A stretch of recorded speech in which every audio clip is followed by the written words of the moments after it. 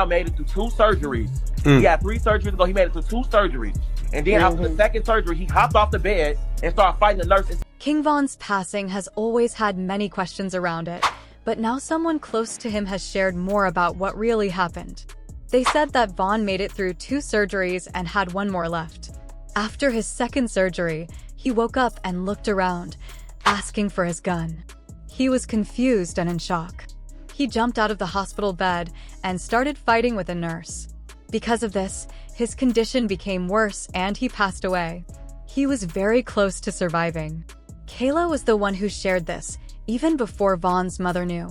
She said she was at the hospital that night and saw everything happen. To understand everything, it is important to go back to November 5th, 2020. That night, King Von and his team were getting ready to go to Club Opium in Atlanta for his album release party. It was supposed to be a big night, a celebration of his success and hard work. Nobody knew that it would be his last night. Von grew up in a rough neighborhood called O Block, a place known for its dangers and constant rivalries. He was fully aware of the risks that came with being out in public, especially as someone with a lot of enemies. Because of this, he never took chances with his safety. He always made sure he had protection, and that night was no different. When Von headed to the club, he did not go alone. He was surrounded by a group of about 20 to 25 people, all from O Block. They moved as a unit, arriving in 8 separate cars, making sure they were prepared for anything. Even his manager, 100K, was right there with him, ensuring everything went smoothly. At first, the night was everything they had hoped for. The energy inside the club was electric, and the atmosphere was full of excitement. People were celebrating, enjoying the moment, and showing love to Von. His music had been making waves, and his album was a big deal. The night was supposed to be a celebration, a time to enjoy success and have fun. Everyone was caught up in the good vibes, laughing, dancing, and living in the moment. But as the night went on, things started to shift. The mood changed and something felt different. Nobody knew it at the time, but the celebration was about to take a dark turn. It was one of those moments where everything seemed fine on the surface, but underneath, trouble was brewing. Von, who had been enjoying himself earlier, suddenly became quieter. He sat in the car for a long time, lost in thought. He was not acting like himself, and his team started to notice. They tried to get him to go inside, but he hesitated, as if something was on his mind. Then, out of nowhere, the night took a turn that nobody could have predicted. What started as a celebration was about to become one of the most tragic nights in hip-hop history. Around 2:30 a.m., the party came to an end, and Von's team began making their way out of the club. The original plan was simple. Everyone was supposed to head back to their Airbnb. This was something they had done many times before. It was their usual routine after a night out, and nobody expected anything different. But at the last second, Von made a sudden decision that changed everything. Instead of going with the group, he told his driver to take him somewhere else. He wanted to go to Monaco Lounge, another club in the area. It was not part of the plan, but Von insisted. His team assumed he would still be safe since he had his security and people looking out for him. They did not think much of it and went ahead to the Airbnb without him. As Von arrived at the new club, his team was still under the impression that he was on his way to join them. They had no idea he had changed his mind. When they reached the Airbnb, they waited for him to arrive, but minutes passed and he was nowhere to be seen. Confused, they started calling, asking, "Hey bro, where is Von? We are here, but he is not." It was then that they found out he had gone to a different location. Hearing this, Von's team quickly got back into their cars and rushed toward Monaco Lounge. They did not waste a second. Nobody could have guessed that this unexpected detour would lead to a moment that would change everything forever. What was supposed to be just another night out was about to turn into something tragic. King Von's DJ started feeling like something was not right that night. He remembered saying, "Bro, we are here by ourselves. Where's everybody?" The rest of the team was still at the Airbnb, waiting for Von to arrive. But for some reason, the people in Von's truck only told them about the change of plans after they had already reached Club Monaco. As soon as the others found out, they quickly jumped into their vehicles and started driving to the new club. When Vaughn's manager arrived at Monaco Lounge, he immediately sensed that something was not right. Vaughn was usually the one bringing energy to the group, always moving around, talking and laughing. But that night, he was different. He was sitting quietly in the truck, staring at his phone for a long time. He was not saying much, and it was clear that something was on his mind. His usual lively spirit was missing. Meanwhile, his crew was eager to go inside. They had come to have a good time, and they were waiting for Vaughn to step out of the truck so they could all enter together. But Vaughn did not move. He sat there for nearly 30 minutes, lost in his own thoughts. His team did not know what was going on, but they could tell he was not himself. His manager started feeling uneasy. It was not like Vaughn to sit still for that long, especially when a party was waiting inside. Wanting to check on him, he opened the truck door and sat next to him. He looked at Vaughn and said, "Bro, what is going on? Everyone is inside waiting for you. Let us go." But Vaughn barely reacted. He took a deep breath, put his phone down, and finally said, "All right, let us go." Even though Vaughn agreed to go inside, something still felt off. His manager could not shake the feeling that something was wrong.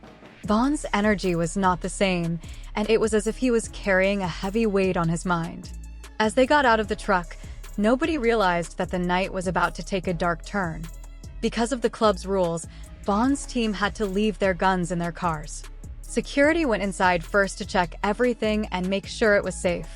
At that moment, one of Vaughn's guys noticed that Quando Rondo was sleeping inside a car right outside.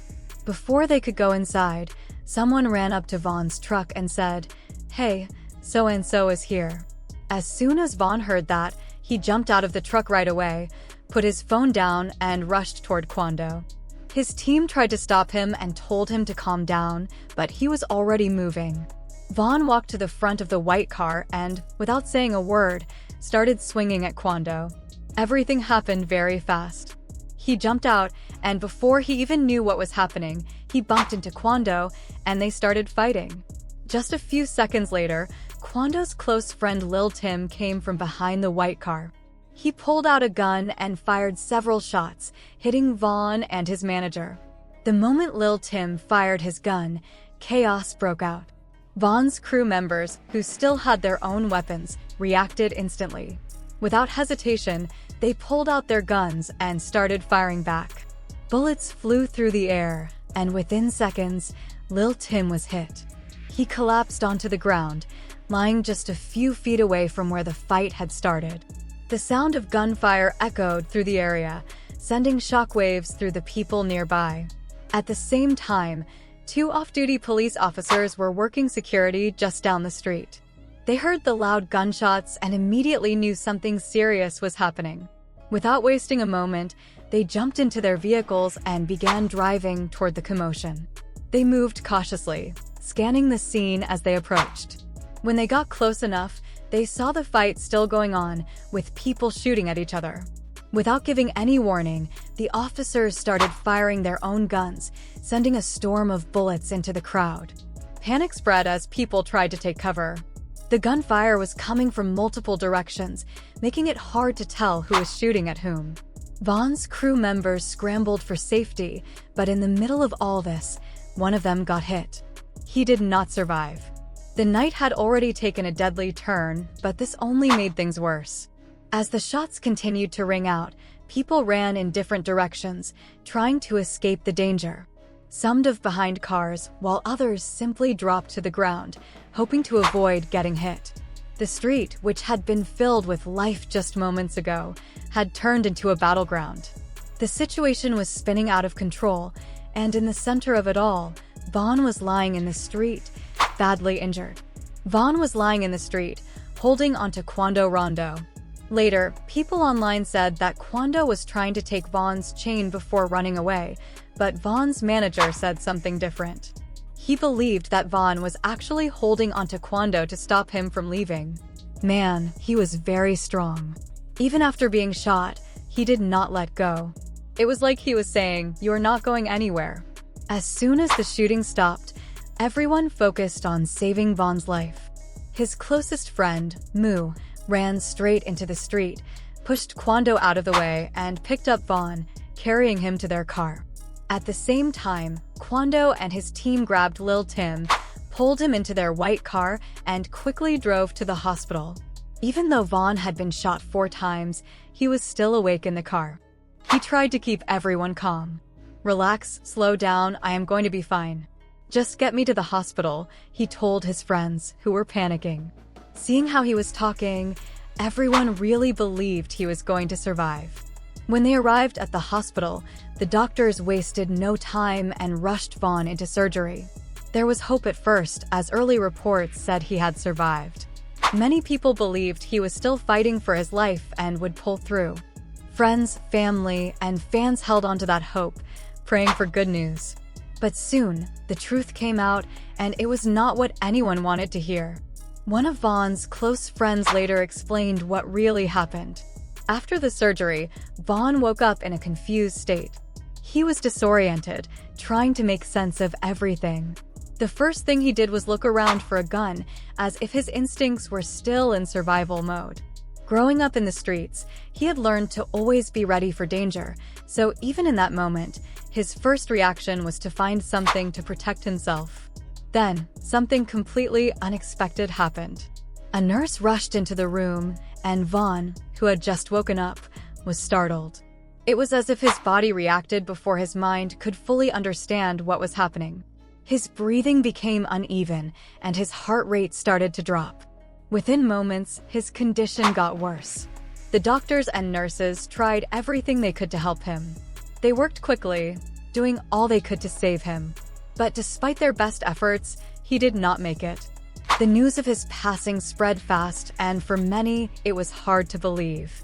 King Vaughn, known for his strength and resilience, was gone. His family, friends, and fans were in shock.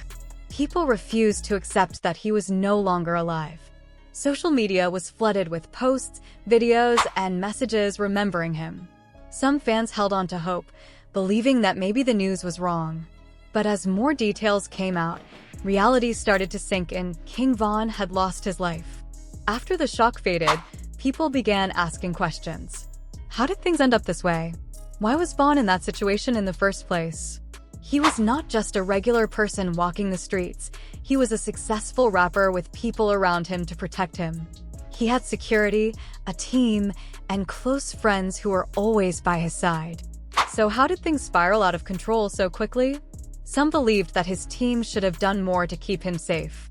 They argued that if security had stepped in earlier, maybe the situation would have never escalated. If he had proper security, this would not have happened, one person said. Others felt that Vaughn himself took risks he should not have. He was known for being fearless, but that same fearless nature might have put him in harm's way.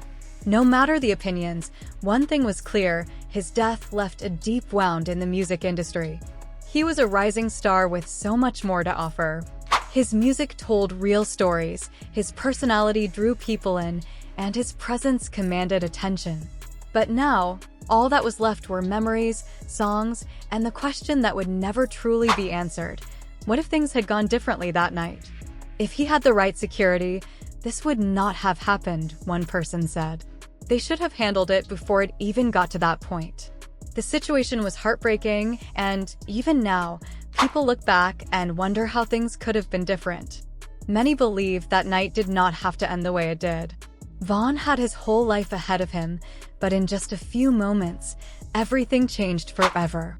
His story became another tragic loss in the world of hip-hop, and his name still carries weight, reminding everyone of what could have been.